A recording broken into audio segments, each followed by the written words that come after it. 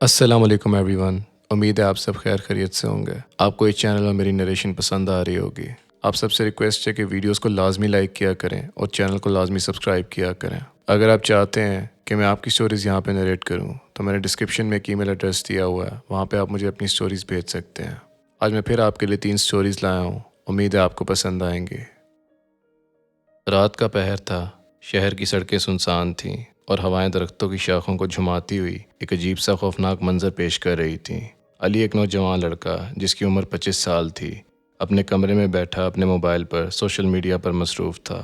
علی ایک سادہ انسان تھا جس کا زیادہ تر وقت آن لائن گزرتا تھا۔ ایک دن علی کو فیس بک پر ایک لڑکی کی فرینڈ ریکویسٹ موصول ہوئی۔ لڑکی کا نام نادیہ تھا۔ نادیہ کی پروفائل تصویر انتہائی دلکش تھی۔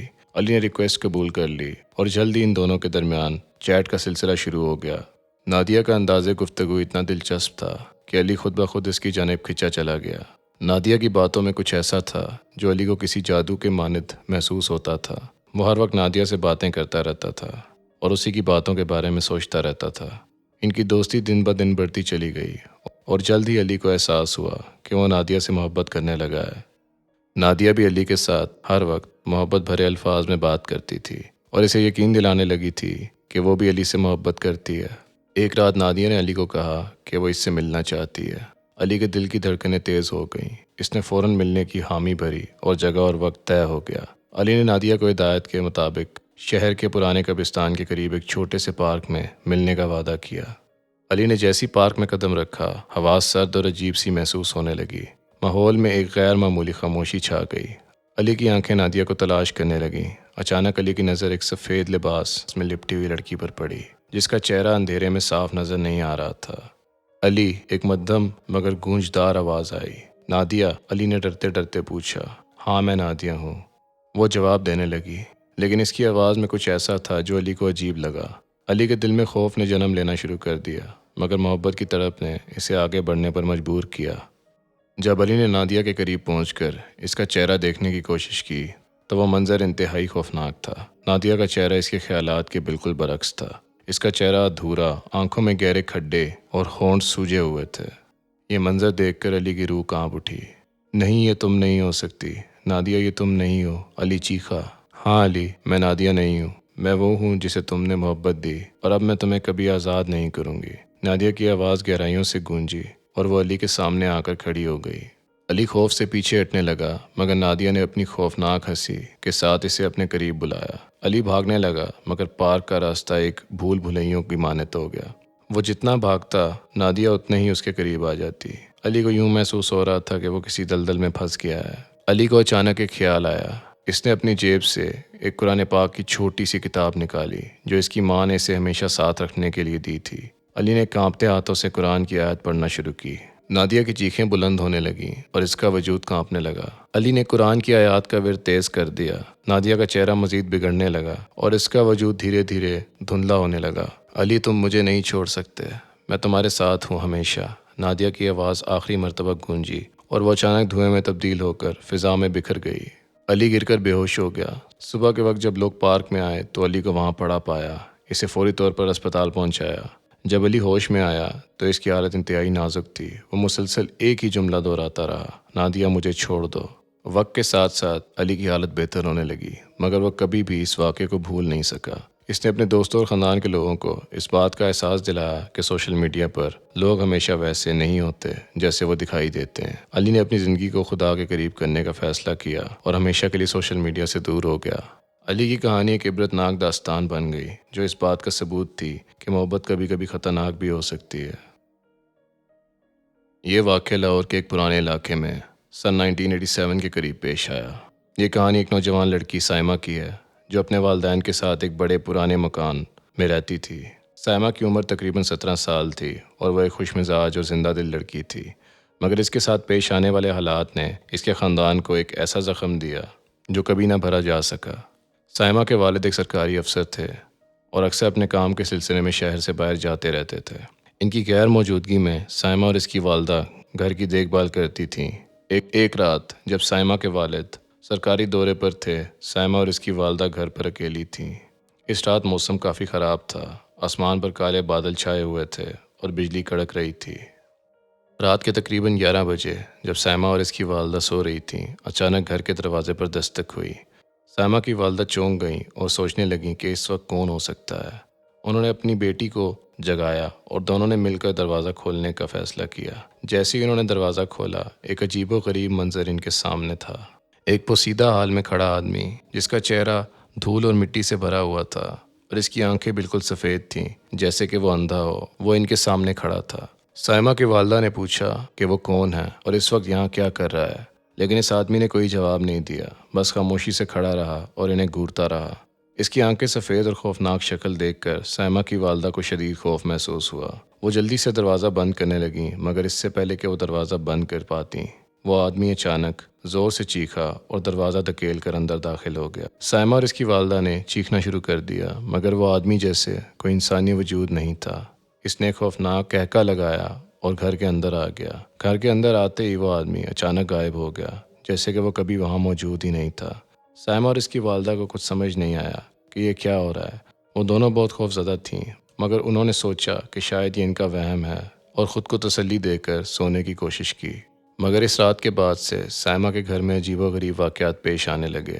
کبھی دروازے خود بخود کھلنے اور بند ہونے لگتے، کبھی رات کے وقت کسی کے چلنے کی آوازیں آتی، مگر جب دیکھتے تو کوئی نظر نہیں آتا۔ سائمہ کی حالت دن بدن خراب ہوتی جا رہی تھی۔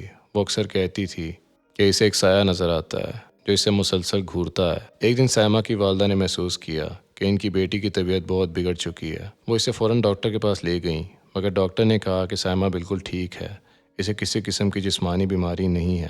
اس کے بعد سائمہ کی والدہ نے ایک عالم سے رجوع کیا۔ عالم نے کہا یہ گہرا سیب زدہ ہے اور سائمہ کو کسی بری روح نے قابو میں کر رکھا ہے۔ عالم نے گھر میں تعویذ اور جھاڑ پھونک کرنے کی ہدایت دی، مگر یہ سب کرنے کے باوجود حالات بہتر نہیں ہوئے۔ سائمہ دن بدن کمزور ہوتی جا رہی تھی اور اس کی حالت ایسی ہو گئی کہ وہ بات بھی نہیں کر سکتی تھی۔ آخرکار ایک دن سائمہ کی موت واقع ہو گئی۔ سائمہ کی موت کے بعد بھی اس گھر میں عجیب و غریب واقعات جاری رہے۔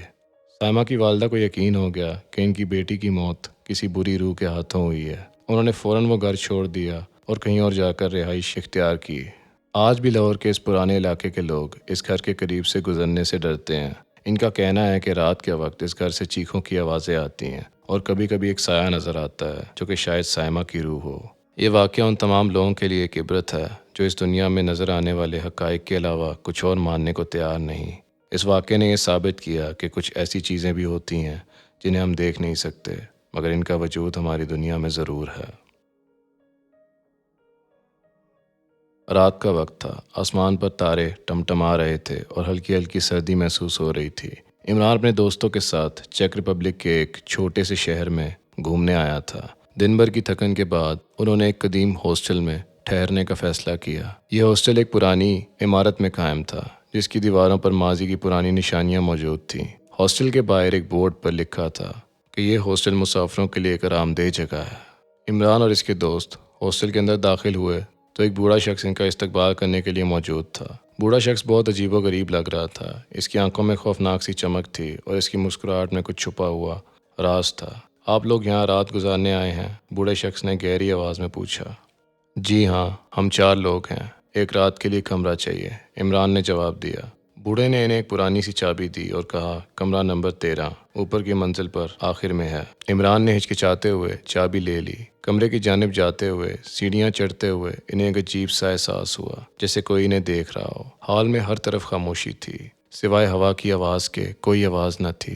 کمرے کا دروازہ کھولا تو اندر ایک عجیب سی بو محسوس ہوئی۔ کمرہ بہت پرانا تھا، دیواروں پر پرانے وقتوں کی تصویریں لگی ہوئی تھیں۔ ایک تصویر میں ایک خاندان بیٹھا ہوا تھا جس میں ایک عورت، مرد اور 2 بچے تھے۔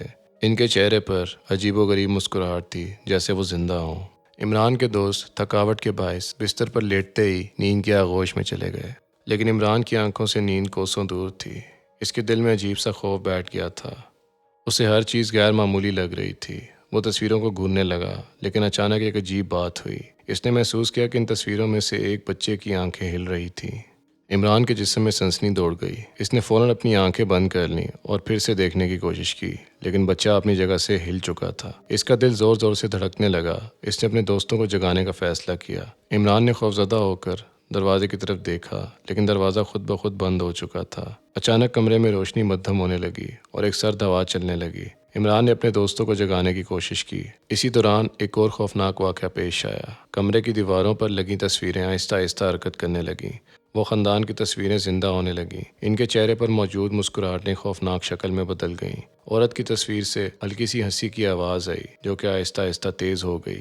عمران کے رونگٹے کھڑے ہو گئے۔ اس نے دروازے کی طرف بھاگنے کی کوشش کی لیکن دروازہ بند تھا۔ اچانک ایک تیز چیخ کمرے میں گونجی جیسے کوئی مدد کے لیے پکار رہا ہو۔ عمران نے پیچھے مڑ کر دیکھا تو وہی بچہ تصویر سے نکل کر کمرے کے درمیان کھڑا تھا۔ بچہ اپنی خونی آنکھوں سے عمران کو گھور رہا تھا۔ عمران خوف سے لرزنے لگا۔ بچہ آہستہ آہستہ اس کی طرف بڑھنے لگا۔ عمران نے پیچھے ہٹنے کی کوشش کی اور دیوار سے جا ٹکرایا۔ اس کے جسم میں جان ختم ہو گئی تھی۔ بچہ قریب آ کر بولا، یہ ہمارا گھر ہے، تم یہاں نہیں رہ سکتے۔ عمران کا دل تیزی سے دھک دھک کر رہا تھا۔ اس نے آنکھیں بند کر کے زور سے چیخ ماری اور اچانک سب کچھ خاموش ہو گیا۔ کمرے میں پھر سے خاموشی چھا گئی۔ عمران نے آنکھیں کھولیں تو دیکھا کہ سب کچھ معمول پر آ چکا تھا اور دروازہ کھلا ہوا تھا۔ عمران نے فوراً اپنے دوستوں کو جگایا اور کہا، ہمیں فوراً یہاں سے نکلنا ہوگا۔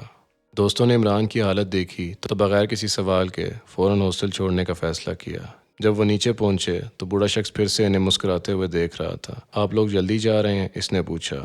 عمران نے اس کی بات کا جواب نہیں دیا اور اپنے دوستوں کے ساتھ ہاسٹل سے باہر نکل گیا۔ جب وہ ہاسٹل سے کافی دور نکل گئے تو عمران نے پلٹ کر دیکھا۔ ہاسٹل کی عمارت اندھیرے میں غائب ہو چکی تھی جیسے کبھی وہاں موجود ہی نہیں تھی۔